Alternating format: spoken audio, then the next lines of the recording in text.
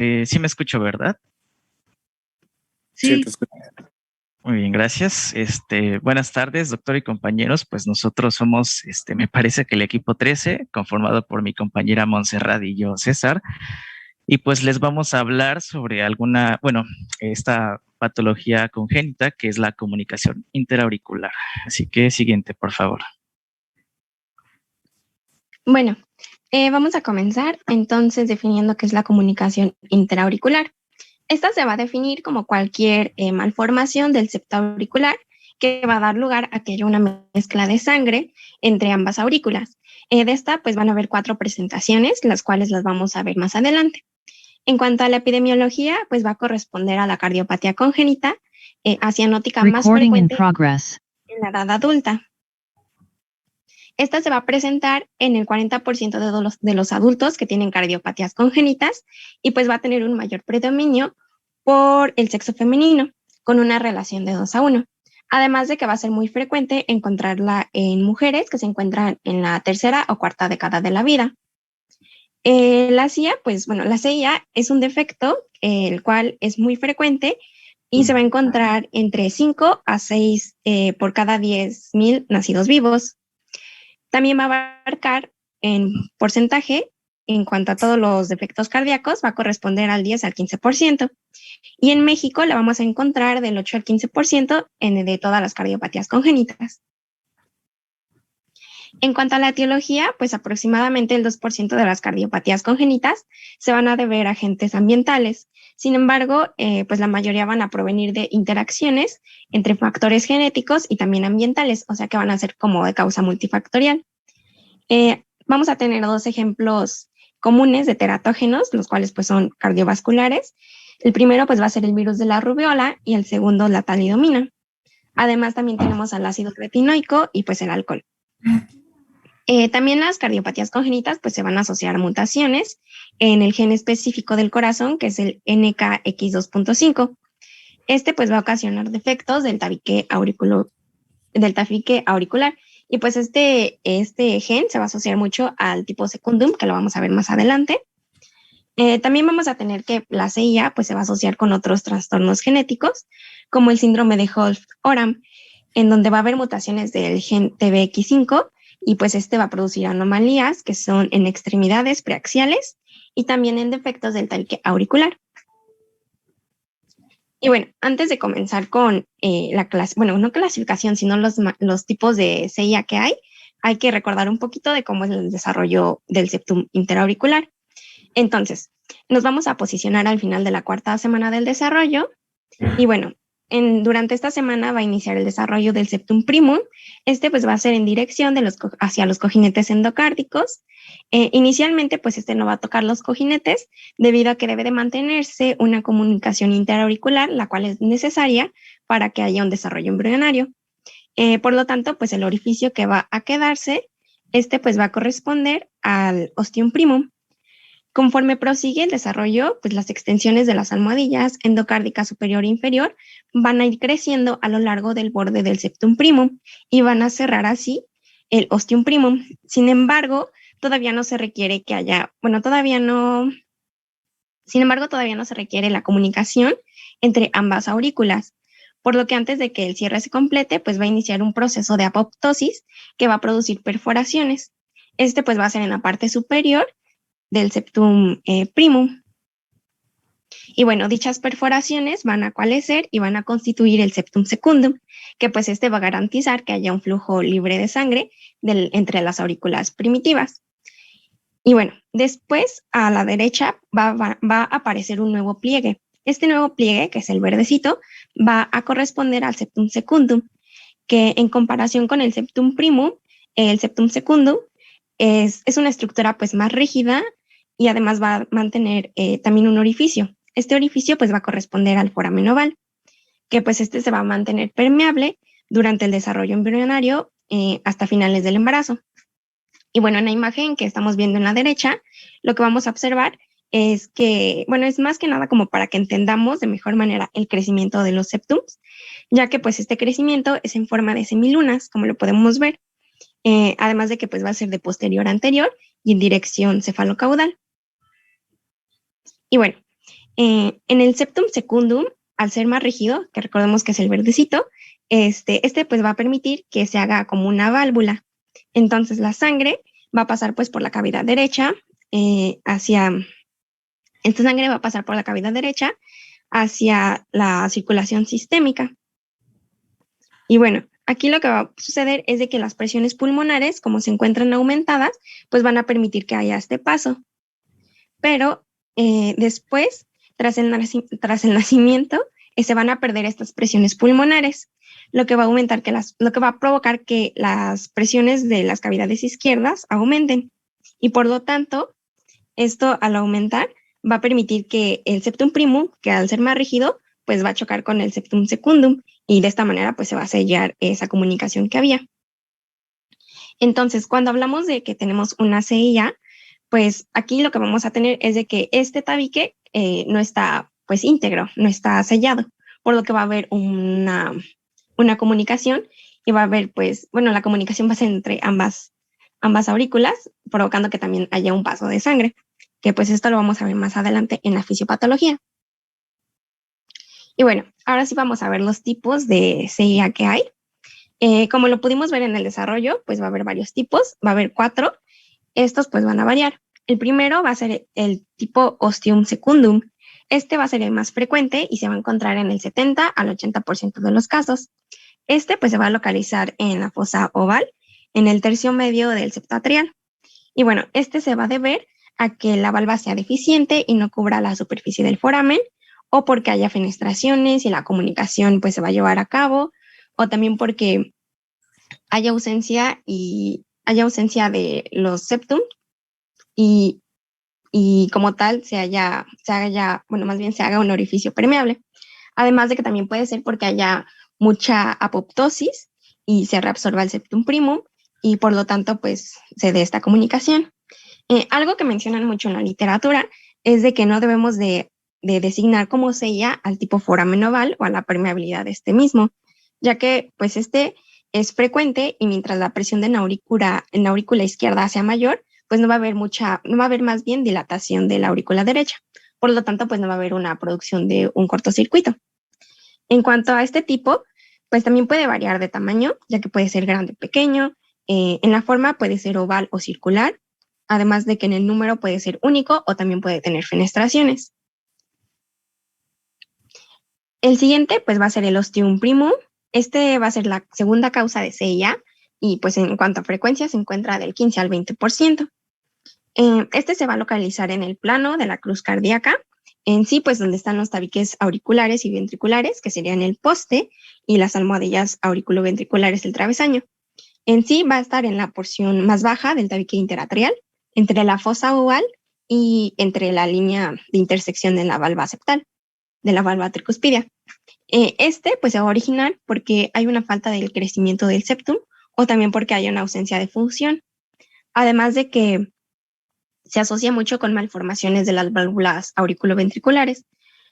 Aquí pues como ejemplo podríamos tener al canal AB, en donde pues también hay defectos del septum interventricular. La siguiente pues es la más rara, que es el tipo CIA de tipo seno coronario. Este pues es muy poco frecuente y se debe que haya una ausencia del techo del seno coronario, lo que puede ser, bueno, esta ausencia puede ser focal o total. El último tipo va a ser la CIA de tipo seno venoso.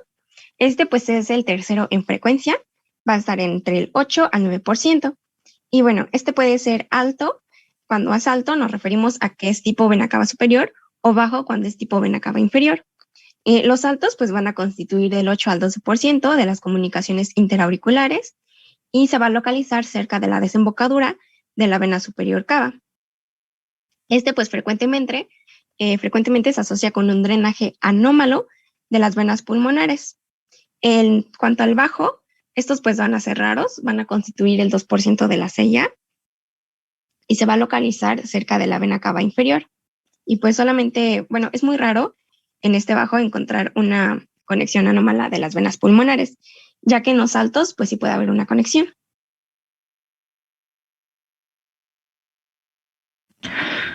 Bueno, ahora pasando a la fisiopatología propiamente, tenemos que en estos pacientes, al tener pues la presencia, ¿no?, de este defecto septal auricular, pues como se podrán imaginar, nos va a dar alteraciones hemodinámicas.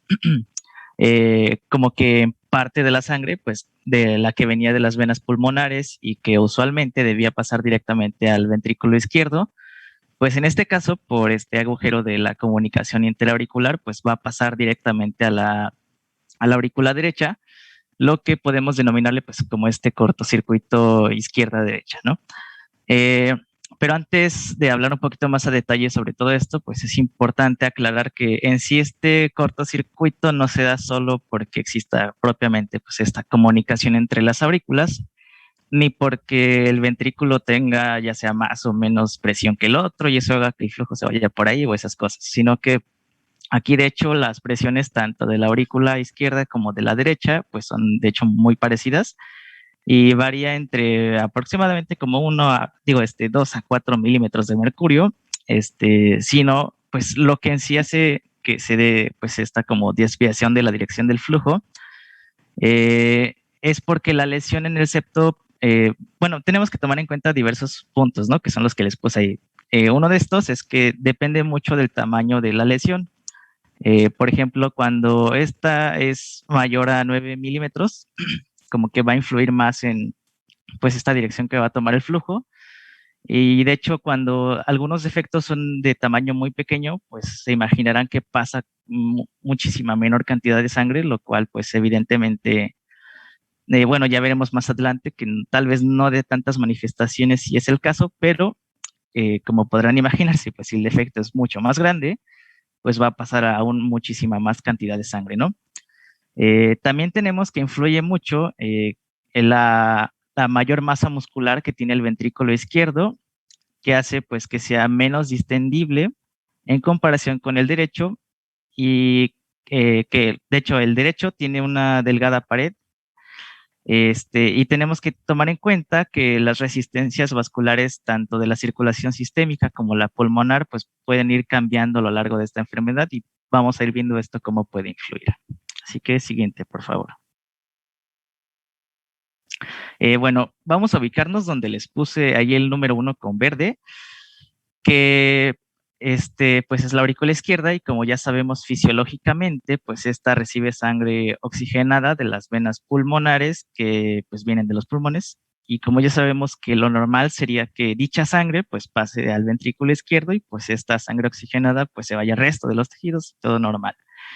Pero pues como se habrán percatado, tenemos esta hendidura que está ahí en el septo interauricular.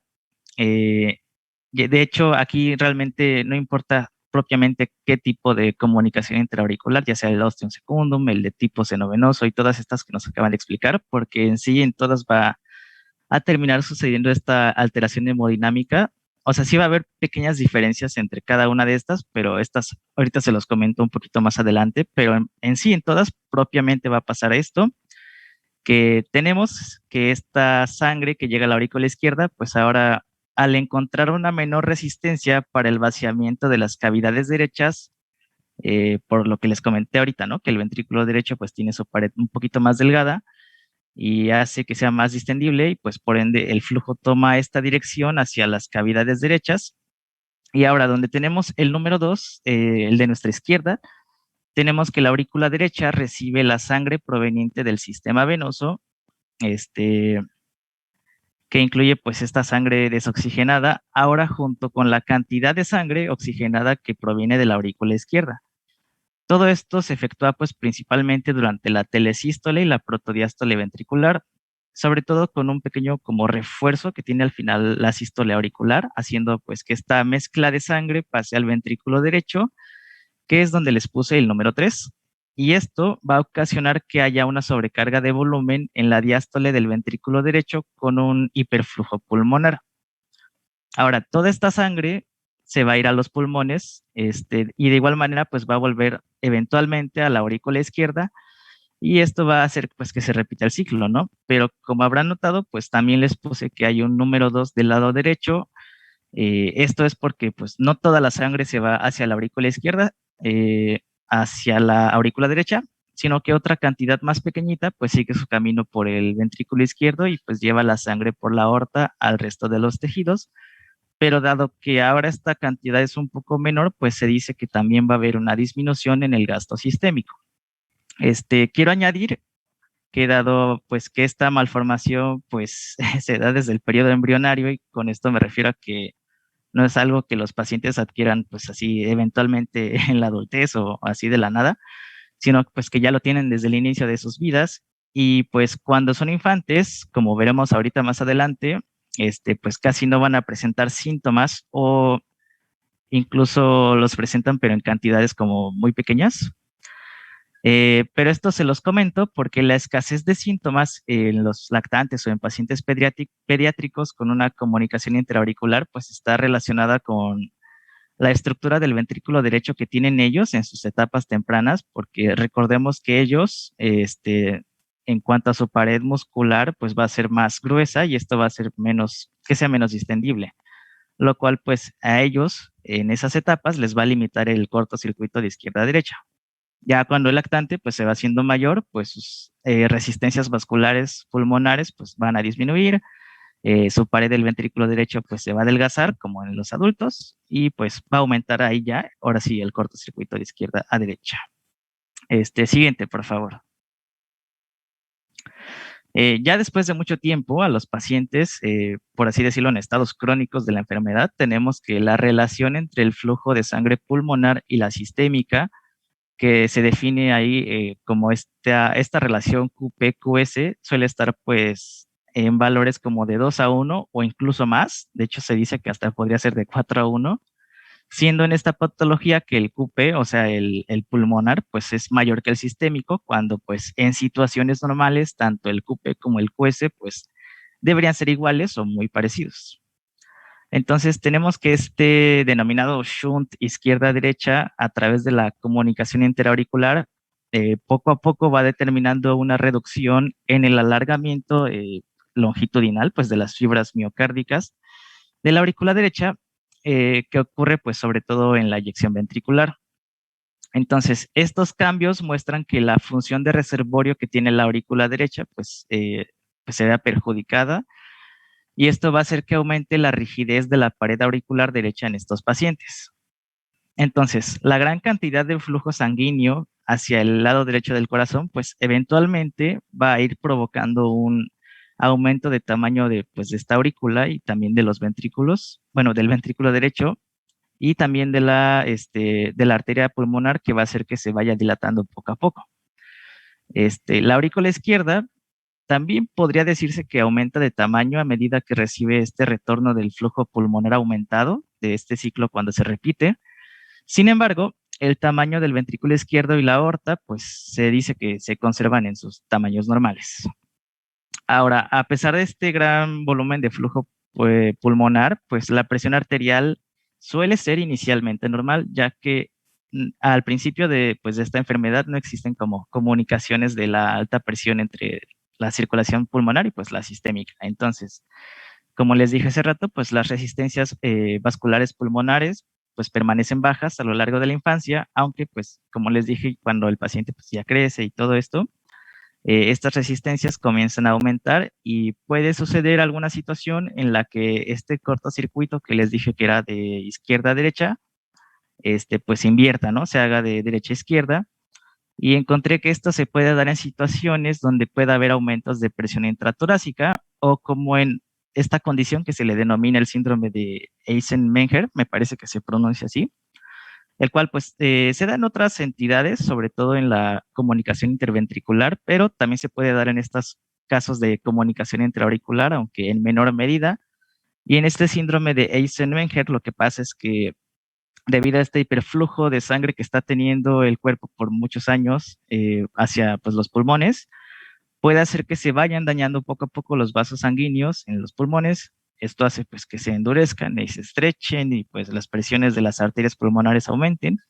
Y como se imaginarán, pues esto termina causando una eventual hipertensión arterial pulmonar, lo que hace pues que el cortocircuito se invierta y termina haciendo que el flujo vaya de la aurícula derecha a la izquierda, y pues esta mezcla de sangre oxigenada y no oxigenada, pues de la aurícula izquierda, pues se vaya al ventrículo izquierdo y pues se vaya al resto del cuerpo. Entonces, con esta mezcla de sangre, pues se imaginarán que los tejidos pues reciben un aporte bajo de oxígeno y en esos casos, cuando se invierte este cortocircuito, ahí sí podría ser que los pacientes pues tengan cianosis.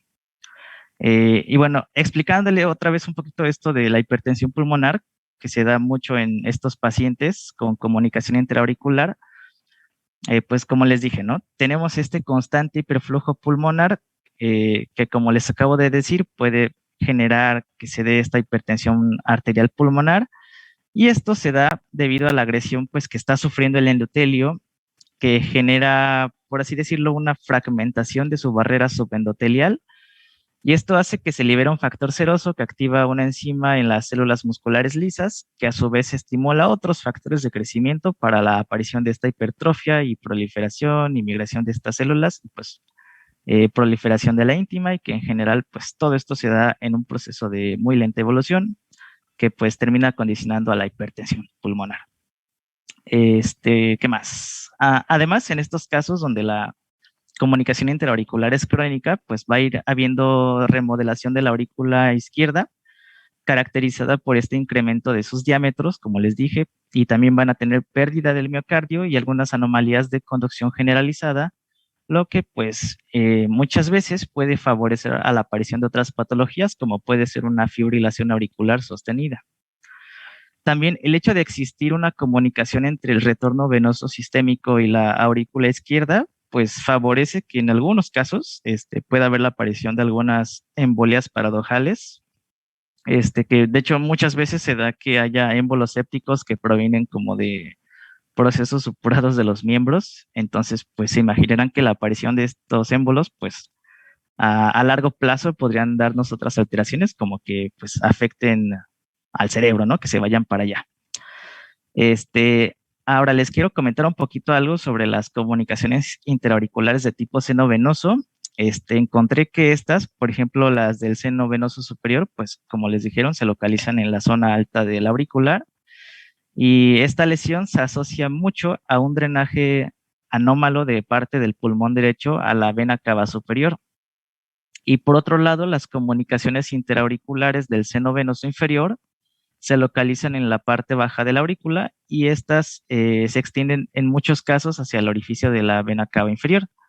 Y estas lesiones se asocian a una anomalía en el drenaje venoso pulmonar de todo el pulmón derecho a la vena cava inferior, la cual de hecho se dice que es potencialmente intrahepática y también puede producirse un secuestro pulmonar y una perfusión arterial sistémica anormal del lóbulo inferior derecho a partir de la aorta abdominal.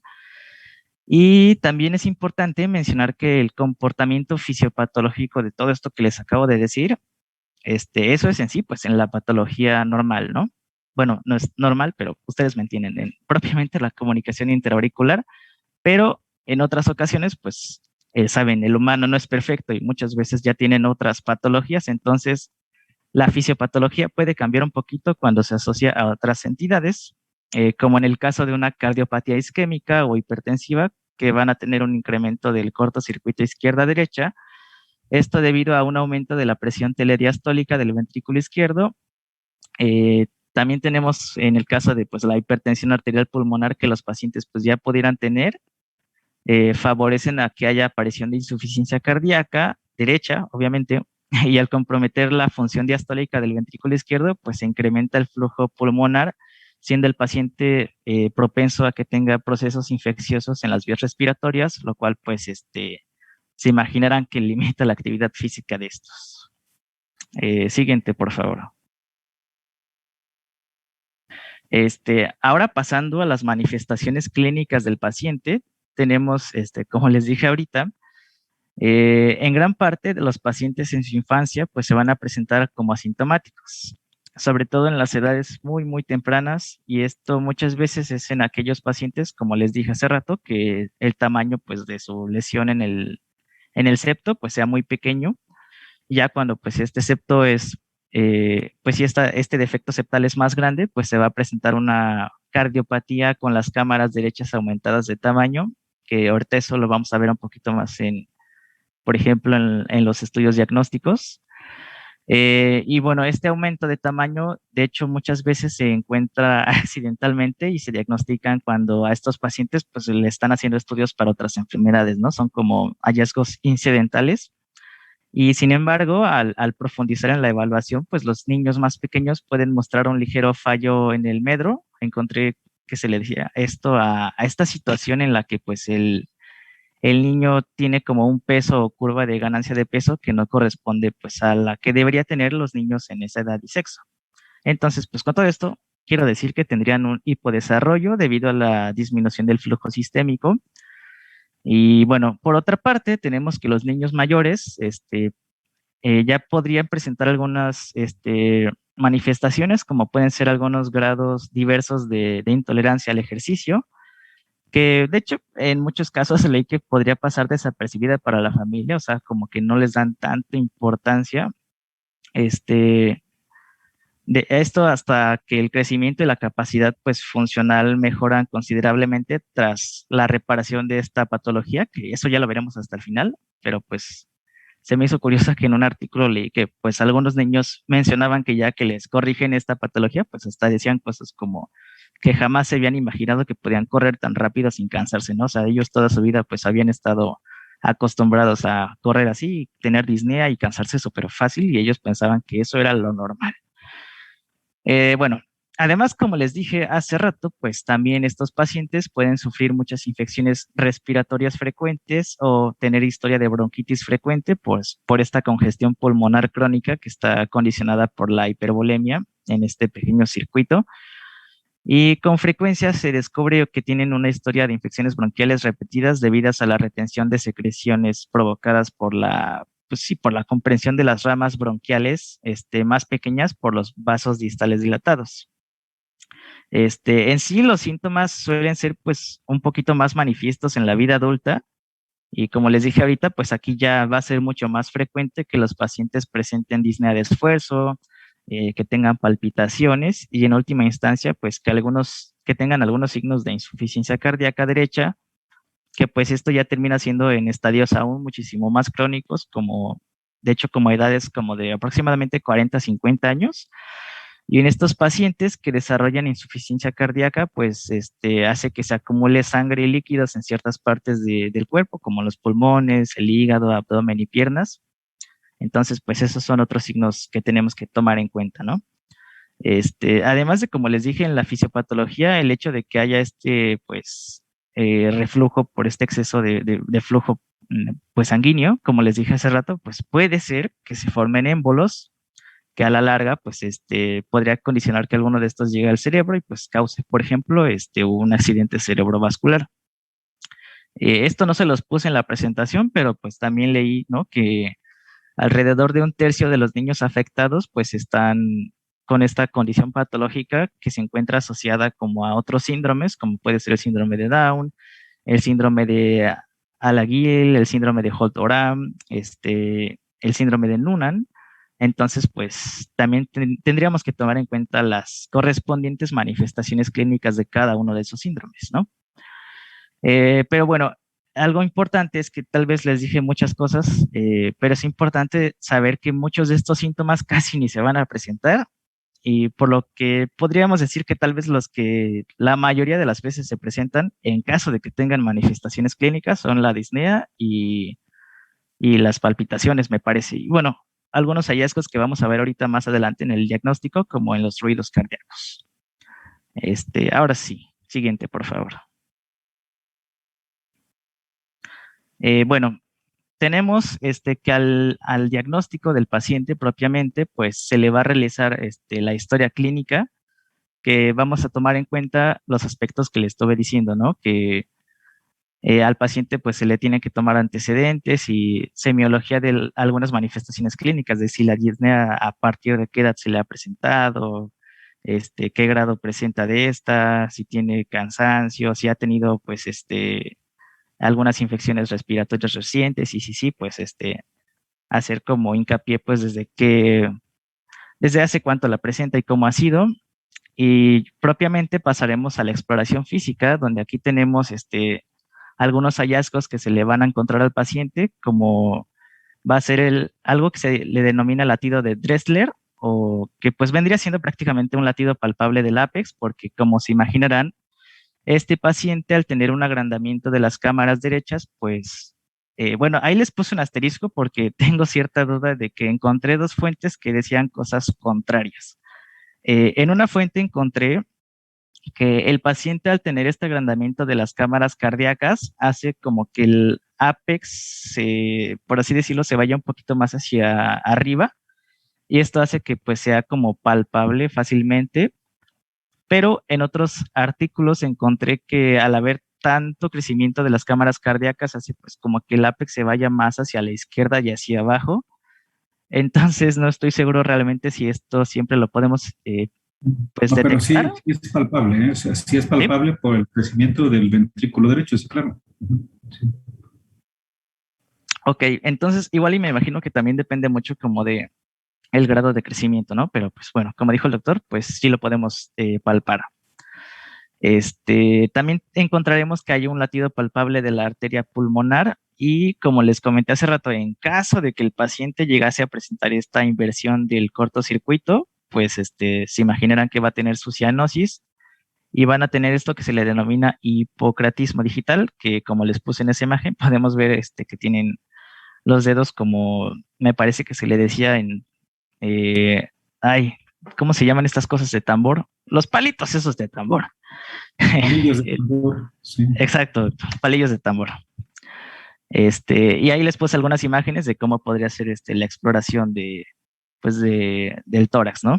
En esas posiciones. Ahora sí, siguiente, por favor. Bueno, ahora sí ya vamos a empezar a desdoblar más como la parte del diagnóstico para revisar cada uno. Primero vamos a comenzar con la auscultación. Aquí pues vamos a tener un signo que es casi patognomónico del padecimiento, ya que pues cuando lo encontramos casi podemos asegurar que el diagnóstico es de CIA. Este pues es el desdoblamiento amplio, constante y fijo del segundo ruido. Este pues va a ser durante la respiración. Primero pues vamos a revisar la amplitud de este desdoblamiento. La amplitud en sí corresponde a la distancia que hay del cierre de las válvulas sigmoides, o sea, de la pulmonar y también de la aórtica. Vamos a tener que el amplio desdoblamiento pues es debido a que hay presencia de un bloqueo de la rama derecha, el cual acompaña obligatoriamente a la CIA. Este bloqueo pues es debido a que hay un aumento del flujo pulmonar que condiciona que haya un aumento del periodo expulsivo derecho. Y bueno, también se debe a que hay un retraso en el cierre pulmonar y también a una disminución del gasto sistémico, lo cual va a anticipar el cierre aórtico. Vamos a tener que este ruido, o bueno, más bien la amplitud, va a depender específicamente de las resistencias pulmonares. En cuanto a eso, pues vamos a tener dos casos. Cuando hay hipervolemia y resistencias bajas, la capacidad de las mismas pues va a permitir que haya un vaciamiento de la cantidad aumentada de sangre hacia el cortocircuito menor. Por lo tanto, esto va a permitir que haya un retraso del cierre pulmonar. Pero cuando tenemos que las resistencias están incrementadas, va a ser menos distendible el sistema arterial, lo que va a provocar que pues haya una disminución inversamente proporcional del hiperflujo, y por lo tanto va a haber un periodo expulsivo más prolongado. Bueno, en cuanto a esto, pues vamos a tener que se va a anticipar el cierre pulmonar y la disminución y también va a haber una disminución en amplitud pues del cierre, más bien del segundo ruido. Lo siguiente sería la fijeza del desdoblamiento. En el caso de esta vamos a tener que se debe al septum interauricular, ya que pues separa los eventos hemodinámicos. Este desdoblamiento tenemos que conocer que es algo fisiológico, pero por eso pues vamos a revisar la fijeza, porque cambia mucho, cambia cuando ya tenemos a un paciente que tiene CIA. Y bueno, vamos a tener que, como les comentaba, el desdoblamiento, pues en sí es porque el septum interauricular separa los eventos hemodinámicos que ocurren en ambas aurículas, ya que pues estos van a ser contrarios durante la respiración. Primero vamos a tener la expiración, primero más bien la inspiración. Durante la inspiración, pues va a aumentar el retorno hacia la aurícula derecha y por lo tanto va a aumentar el gasto pulmonar. Esto pues se va a ver reflejado con el retraso en la aparición del cierre pulmonar. Por el contrario, el aumento de la capacidad de las venas pulmonares pues va a disminuye el retorno que hay hacia la aurícula izquierda y pues esto va a provocar que haya una disminución del gasto sistémico, lo cual pues lo vamos a poder ver reflejado con la anticipación del cierre aórtico. Entonces la suma pues de estos dos efectos que les comenté pues va a tener como una consecuencia, lo cual va a ser el desdoblamiento del segundo ruido en la inspiración. Pero cuando hablamos de la expiración, pues los sucesos hemodinámicos van a ser contrarios. En este caso, pues se va a anticipar el cierre de la pulmonar y se va a retrasar el cierre de la aórtica. Y bueno, como consecuencia, durante la expiración vamos a escuchar un segundo ruido que va a ser único, que bueno, sería como lo podemos ver en la imagen de hasta abajo, que durante la expiración hay dos ruidos y durante la expiración hay solamente un ruido, que este es único. Esto es fisiológico. Pero cuando hablamos de que tenemos a un paciente que tiene CIA, este segundo ruido va a estar fijo. A fijo me refiero a que va a estar tanto en expiración como en expiración. Y bueno, la presencia de la presencia del defecto septal va a condicionar que pues ambas aurículas se comporten como una sola, lo cual pues va esto va a ser debido a que hay un aumento y disminución del gasto con la respiración, lo cual pues va a ser igual en ambos ventrículos. Bueno, vamos a tener que la relación de el cierre de la aórtica y también del cierre de la pulmonar va a ser constante, que bueno, al inicio, cuando estábamos hablando del desdoblamiento, esto también era una característica de este desdoblamiento, que es constante. Y bueno, vamos a tener que en la inspiración va a haber un aumento, cuando aumenta en sí el retorno venoso y el llenado ventricular derecho, se va a reducir el cortocircuito arteriovenoso que proviene de la aurícula izquierda. Esto pues va a aumentar el gasto tanto del ventrículo derecho como del ventrículo izquierdo. Por lo tanto, pues va a haber un retraso del cierre aórtico y del pulmonar. Pero cuando estamos en la expiración, se va a reducir pues el llenado ventricular derecho y también al reducirse pues va a haber un aumento del cortocircuito auriculoventricular a nivel auricular, lo cual también va a reducir que haya un llenado ventricular izquierdo y por lo tanto pues esto se va a ver reflejado con el anticipo del cierre aórtico. En sí, pues lo que les expliqué lo podemos ver hasta abajo, que es lo que les decía al inicio, que este ruido, a comparación del que es fisiológico, en este caso, pues va a estar presente tanto en expiración como en inspiración. Y bueno, este video se los voy a poner para que puedan comprenderlo un poquito mejor. En sí, el video es del fisiológico, ya que pues no encontré ningún video que como tal que correspondiera a CIA, pero pues nada más es como para darnos la idea de que lo que estamos viendo lo vamos a encontrar en inspiración y expiración.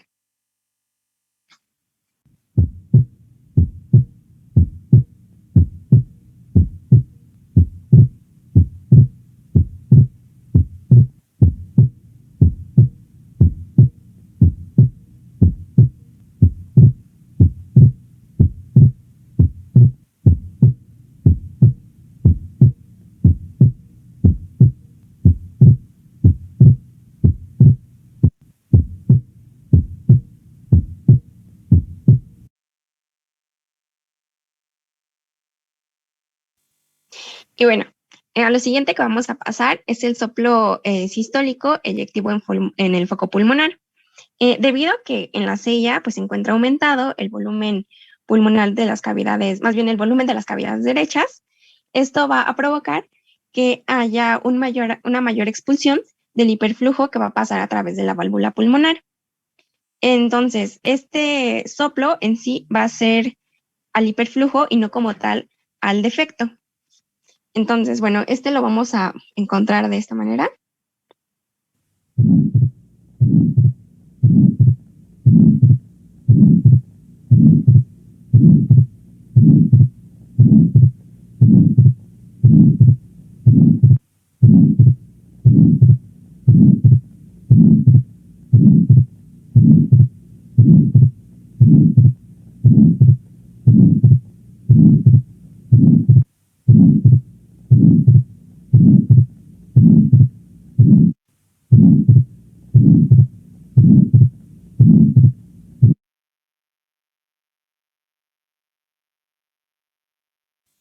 Y bueno, siguiendo con la auscultación, pues vamos a tener que el cierre de la pulmonar se va a encontrar reforzado en presencia de hipertensión pulmonar.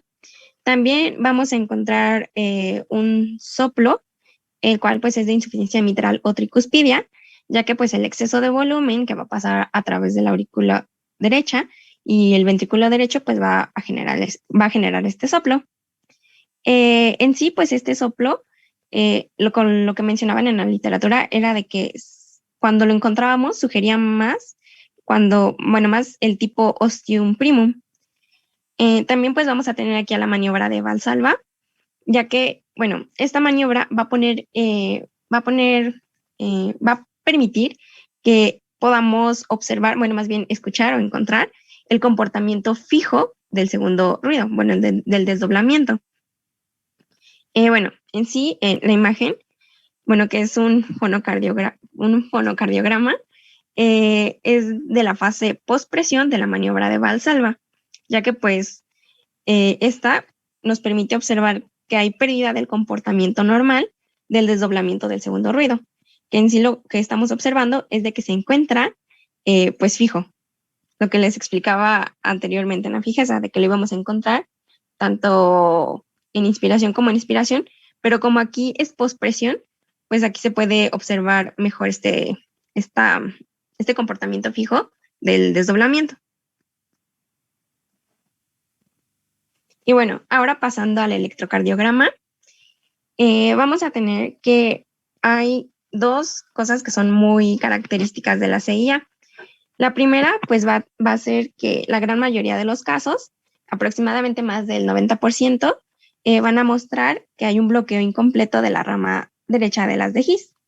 Esta, pues, se va a observar como un RSR' en B1, ya que, pues, lo que se piensa aquí es de que va a haber una sobrecarga diastólica del ventrículo derecho, lo cual va a provocar que también el eje eléctrico se encuentre desviado a la derecha, que también pues es otra característica. También vamos a encontrar un alargamiento del PR, ya que, bueno, el ritmo en estos pacientes generalmente va a ser sinusal, pero va a tener un alargamiento del intervalo PR.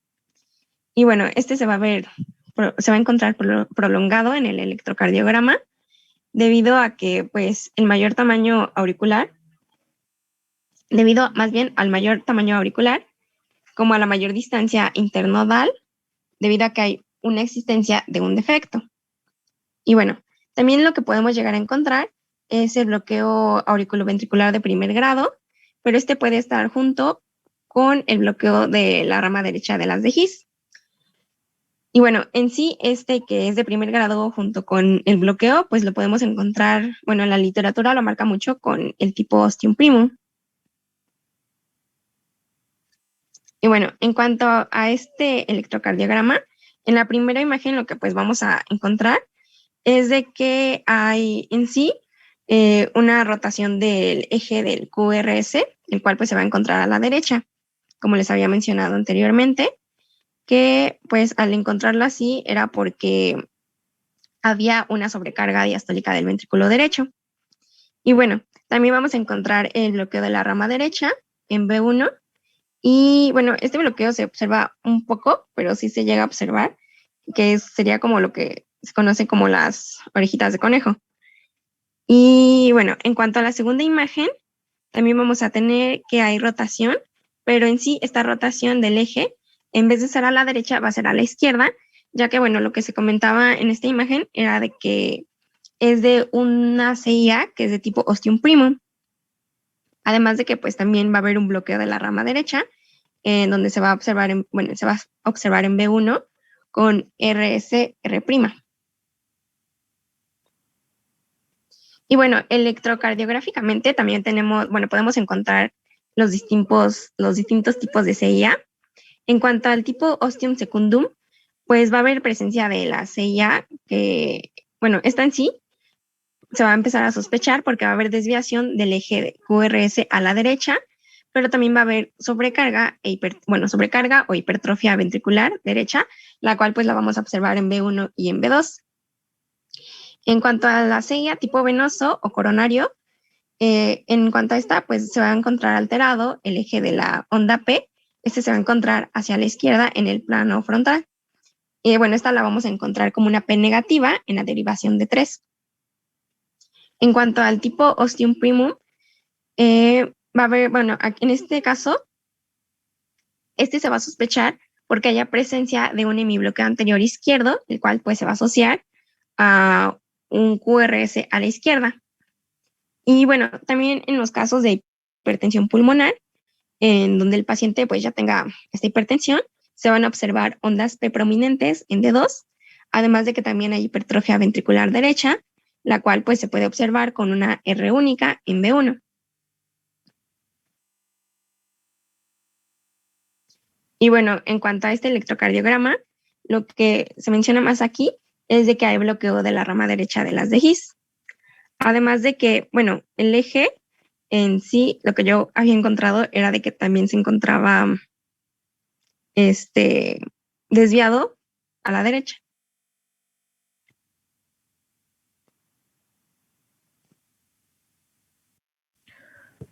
Bueno, Aunque en ese electro anterior, el eje eléctrico no está a la derecha, ¿eh? Si ustedes se fijan en D1, está positivo, ¿no? Sí, es más positivo, ¿no? Ujú. Y ABF parece que también es más positivo, entonces no está a la derecha. Ujú. Y nomás para tener ahí ese dato, ¿no? Seguramente la CIA, digo, en el electro es muy difícil decir esta es una CIA ostium primum, ostium secundum, tipo seno venoso, pero te orienta, ¿no? La más común, como ya han dicho, bueno, ostium secundum creo que es la más común, más que las otras, y la que da todas las características eléctricas, radiográficas y de hecho auscultatorias. Pero nada más el comentario de este electro que no tiene eje a la derecha. Sin embargo, tiene un bloqueo incompleto de la rama derecha. Uh-huh. Okay. Gracias, doctor. Entonces, pasando ahora a hallazgos en estudios de imagen, tenemos pues que primero se le va a realizar una radiografía y como les estamos diciendo, pues muchas veces veremos que los hallazgos que estén ahí de manera accidental, pues van a ser hallados porque se les estaban haciendo estudios, como por ejemplo en este caso radiografía, pues para otra patología que no se pensaba que era comunicación intraauricular y pues encontramos esto, ¿no? ¿Qué es esto que encontramos? Pues que el paciente en la radiografía pues va a tener una cardiomegalia a expensas del ventrículo derecho, la magnitud de la cual pues está en relación de qué tan grande o qué tan pequeño pues es el cortocircuito auriculoventricular, y a mayor pues cortocircuito, pues mayor cardiomegalia. Por el contrario, pues si los cortocircuitos son pues más pequeñitos, pues hasta incluso podríamos ver que el corazón en algunos casos se encuentre de tamaño normal. También muchas veces vamos a ver que haya un aumento de la vascularidad pulmonar en relación pues a esta hipervolemia pulmonar que están recibiendo los pacientes. Y de hecho también podríamos ver que hay una prominencia del cono de la arteria pulmonar. Esta arteria pulmonar pues está aumentada de tamaño al igual que la trama vascular pulmonar. Y en algunos casos también podríamos ver que la aorta está un poquito más pequeña de lo normal, esto pues como consecuencia de la disminución del gasto cardíaco. Entonces pues como en la imagen esta de la derecha podemos ver pues que precisamente existe dilatación de la aurícula derecha y ventrículo derecho, que incluso tiene un desplazamiento hacia arriba del ápex y también tiene una dilatación de la arteria pulmonar y un aumento de la trama vascular pulmonar, que yo creo que pues al menos en esta imagen sí es un poco muy evidente. Siguiente, por favor.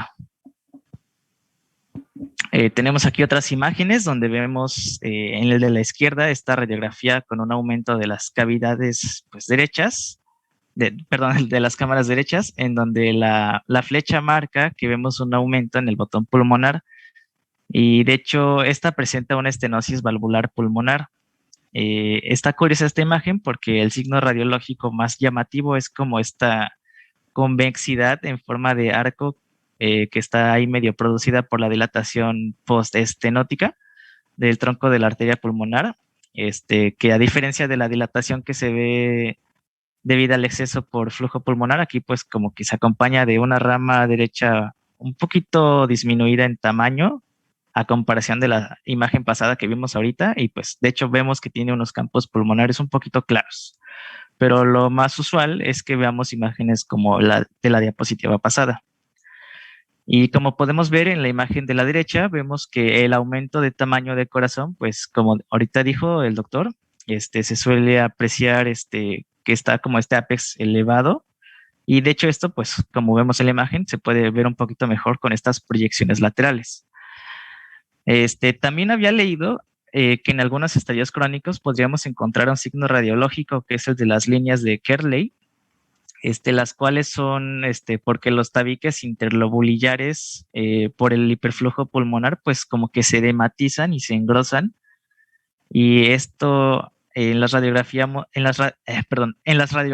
las veríamos como unas delgadas líneas horizontales un poquito radiopacas, sobre todo en las periferias del pulmón que muchas veces pues por lo que leí incluso no pueden ser vistas a simple vista. Sobre todo en estas imágenes que les he puesto, creo que no se ven. Entonces tendríamos que requerir pues imágenes tal vez un poquito de mayor calidad, pero pues se ven como esas pequeñas líneas en la periferia. Siguiente, por favor. Ahora pasando con el ecocardiograma, tenemos que este estudio tiene un gran valor, pero no va a ser propiamente como para establecer el diagnóstico en esta patología, ya que muchas veces para este punto, ya sea por la clínica, por los ruidos cardíacos, por el electro, incluso por la radiografía, pues como que ya se tiene la idea de que es una comunicación interauricular, y el ecocardiograma se usa más como para ver, pues, o sea, ya sabemos que es una comunicación, pero ahora es como, vamos a ver qué tipo de comunicación podría ser, ¿no? Entonces, en sí, en todos los ecocardiogramas vamos a ver pues lo mismo que veríamos en la radiografía, y con esto me refiero pues a que va a haber una sobrecarga diastólica tanto del ventrículo derecho como de la aurícula derecha, y en el ecocardiograma se pueden, encontré que se puede visualizar como en múltiples ventanas o planos, que esto es como poner el transductor en ciertas posiciones en el tórax del paciente para poder como que tener pues sí, cortes, por así decirlo, distintos o distintos ángulos del corazón.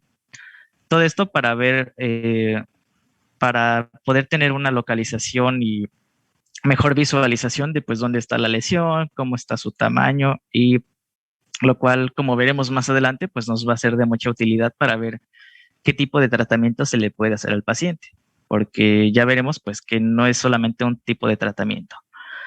Encontré que pues hay muchos tipos de planos o ventanas, y aquí les puse los que tal vez son más utilizados para pues, esta patología.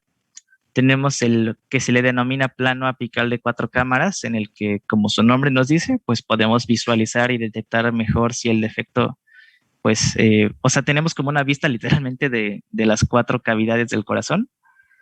Y vamos a ver si el defecto es de tipo ostium primum, que sería, por ejemplo, en la imagen que está abajo a la izquierda, donde vemos que la lesión se sitúa en la parte baja del tabique interauricular. Encontré que aquellas lesiones que son de tipo ostium secundum se pueden ver muy bien, o hasta encontré que en un 90% de los casos con un plano subcostal, aunque también pues se puede detectar en otros planos. O sea, en ese caso no es como exclusivo de que solo en el subcostal lo vamos a ver, se puede ver en otros. Por ejemplo, como en el caso de la imagen de arriba, que es un plano transesofágico, en donde vemos que estamos viendo como esta comunicación de tipo ostium secundum, pero pues es otro plano, ¿no? El transesofágico. O sea, pues no son tan exclusivos estos planos para ciertas condiciones de la comunicación interauricular. Y bueno, precisamente hablando del plano transesofágico, encontré que sí es muy usado para ver los defectos de tipo senovenoso, que de hecho la imagen de la derecha abajo podemos ver un defecto de tipo senovenoso, que en donde con Doppler podemos ver pues cómo se da este traspaso de sangre incluso a veces en un drenaje anómalo de las venas pulmonares. Y eso lo vamos a ver en la siguiente diapositiva, por favor.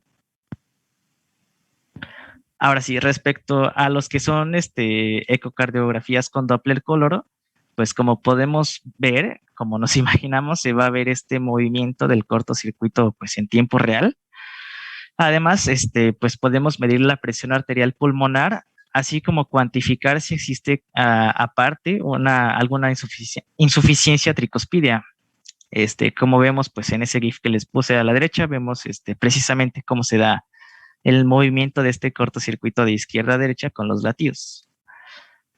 También leí que en el ecocardiograma se le puede aplicar medio de contraste y nos puede ayudar para ver la presencia de la comunicación interauricular, como en las dos imágenes de la izquierda, en donde vemos una ecocardiografía en el plano apical de 4 cámaras. Vemos, ¿no?, que ya tiene su dilatación de las cavidades derechas y a se le inyectan medio de contraste, donde vemos pues el paso de este contraste de la aurícula izquierda al ventrículo izquierdo a través pues del defecto pues este defecto en el septo auricular. Y de hecho vemos que también pasa al ventrículo izquierdo, pero con mucha menos cantidad, ¿no? Si pueden ver ahí que están como unos puntitos más blancos. Es porque es el contraste, pero en muchísima menor cantidad a comparación del otro lado. También vemos con el modo M, podemos ver que se va a visualizar un movimiento paradójico del septum interventricular. Esto se los menciono porque encontré que normalmente pues, un tabique interventricular sin patologías pues se mueve hacia atrás en la sístole y hacia adelante en la diástole, de manera sincrónica con las contracciones del ventrículo izquierdo. Entonces, en esta patología, cuando existe una sobrecarga del ventrículo derecho con resistencias vasculares pulmonares normales, el movimiento del tabique pues está como aplanado y se invierte, es decir, ahora se desplaza hacia adelante en la sístole. Entonces, pues eso lo podemos ver ahí en el modo M. Siguiente, por favor. Pasando ahora a otros estudios que se le pueden hacer al paciente cuando, sobre todo en el ecocardiograma, por alguna razón no podemos visualizar bien cómo es esta comunicación interauricular, pues podemos utilizar una tomografía en la cual pues sí podremos ver de manera pues más directa y ver qué tipo de defecto es, además de que lo podremos ver con mayor definición y de igual manera pues veremos si presenta este agrandamiento de las cámaras derechas, así como podremos ver la trama vascular pulmonar aumentada de tamaño, así como las venas pulmonares dilatadas, como veremos en ambas tomografías, en donde estamos viendo pues es un defecto de tipo ostium secundum y de muy gran tamaño. Siguiente, por favor.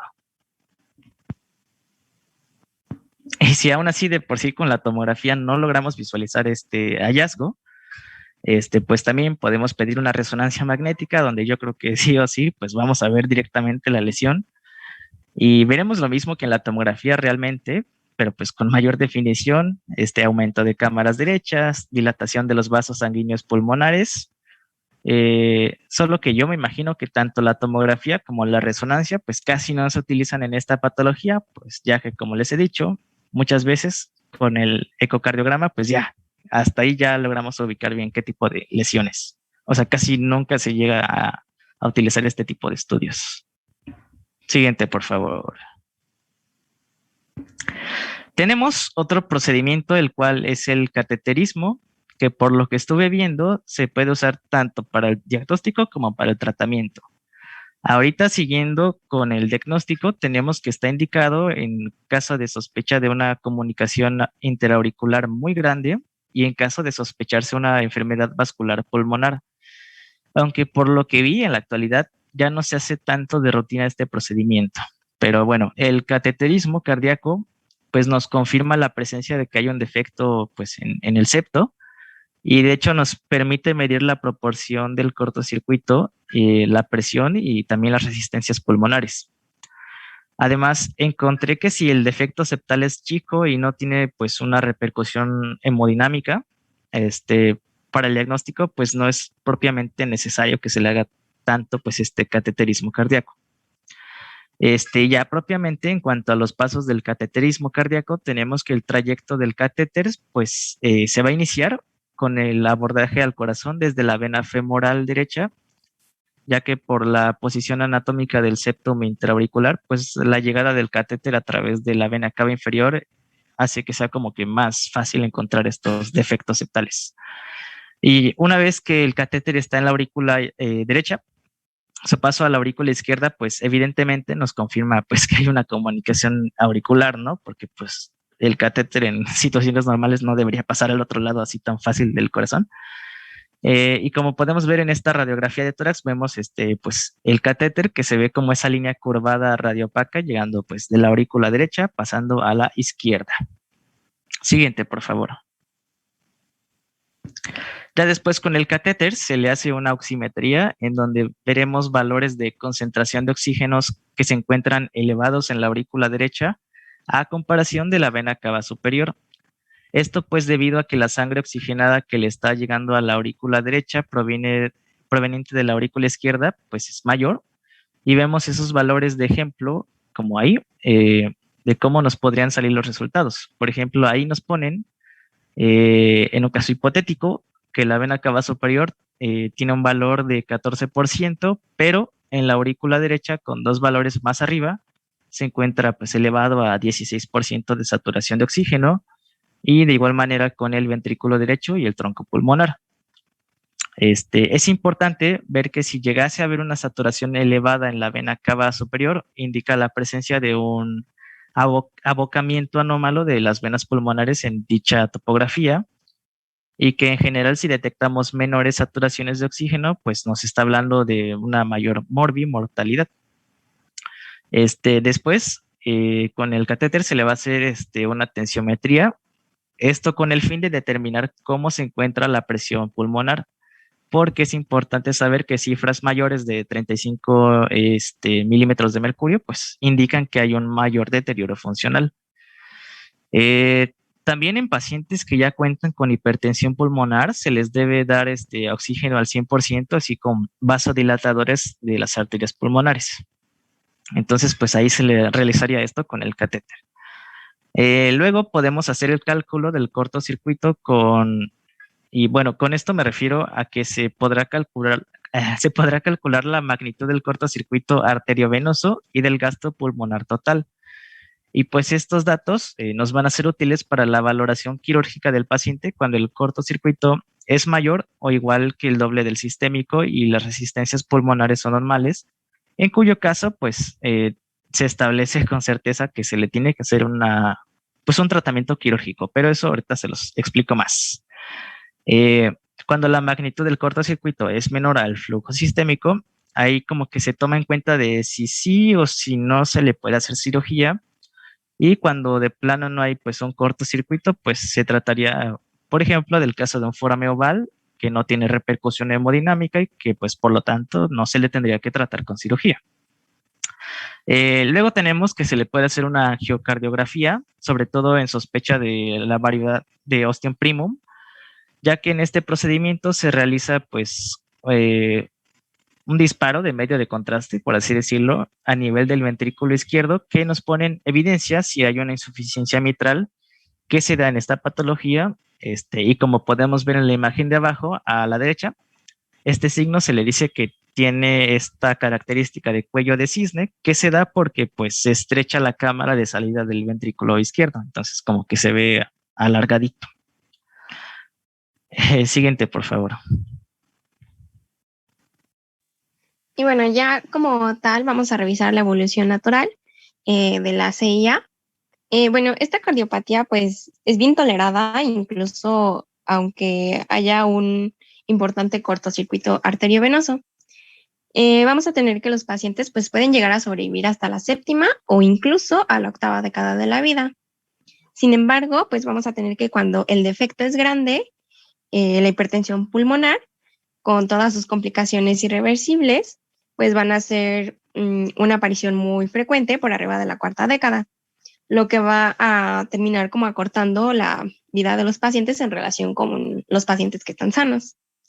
También vamos a tener que, bueno, cuando el defecto septal auricular es pequeño, pues también puede tener una influencia negativa en los pacientes que tienen mayor edad, ya que pues por causas independientes a la CIA pues pueden llegar a desarrollar hipertensión pulmonar.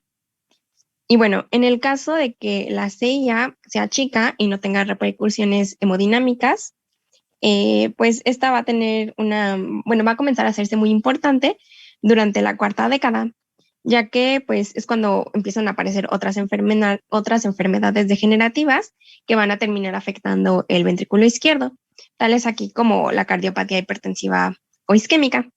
Y bueno, en este caso, cuando hablamos de que hay una comunicación interauricular que no tiene repercusiones hemodinámicas, esta pues va a tener una evolución natural que es comparable a la de los sujetos sanos. Sin embargo, esta pues puede llegar a relacionarse con una embolia paradójica, en donde pues los émbolos provenientes del sistema venoso pues pasan a la circulación sistémica por el defecto auricular o bueno, por el foramen oval y se empiezan a alojar principalmente en la circulación cerebral.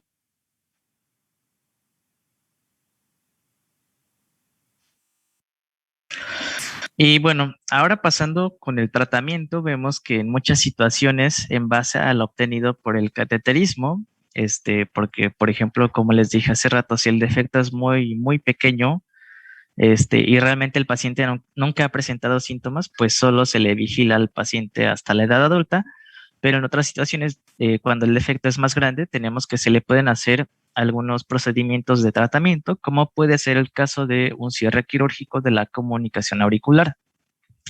Es importante saber que este procedimiento solo se va a realizar en casos donde la comunicación pues ya es como muy grande y sobre todo que sea de tipo ostium primum, seno venoso y me parece que del seno coronario, ya que muchas veces la anatomía de donde están estas lesiones es como muy irregular o incluso compleja, por lo que no se le puede hacer otro procedimiento que es en el que se le implanta un dispositivo para sellar la lesión, porque ahorita eso lo veremos un poquito más adelante, pero en esos casos, dado que estas lesiones son como muy irregulares, puede que el dispositivo incluso como que se despegue, por así decirlo, o incluso que al momento de implantarlo, pues lastime otras estructuras vecinas.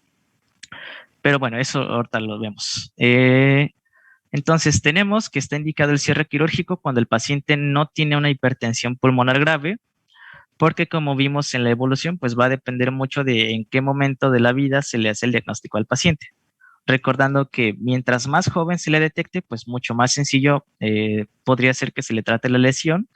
Esto debido a que pues realmente los procedimientos quirúrgicos, pues el riesgo es en sí muy bajo, incluso en muchas ocasiones su postoperatorio encontré que en algunos casos no es ni mayor a 2 días. Entonces, aunque claro, bueno, esto varía mucho de cada paciente y la respuesta de la cirugía, pero pues si ya el procedimiento se le hace a pacientes en edades más elevadas, pues se ha visto que incluso tras la operación ahí sí podrían tener algunas secuelas como la insuficiencia cardíaca derecha, más que nada por el defecto avanzado que ya tenían los pacientes, así como en otras situaciones que en este procedimiento al hacerles una auriculotomía donde pues se abre la aurícula, en algunos casos se les puede causar una lesión en el nodo sinusal o en los haces internodales, lo cual pues no rara vez va a seguir de arritmias sinusales, ¿no?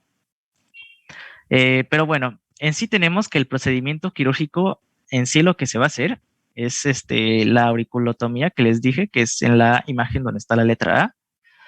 Y después, donde está la imagen B, se les puede hacer ya sea propiamente una sutura o una lesión de la comunicación interauricular.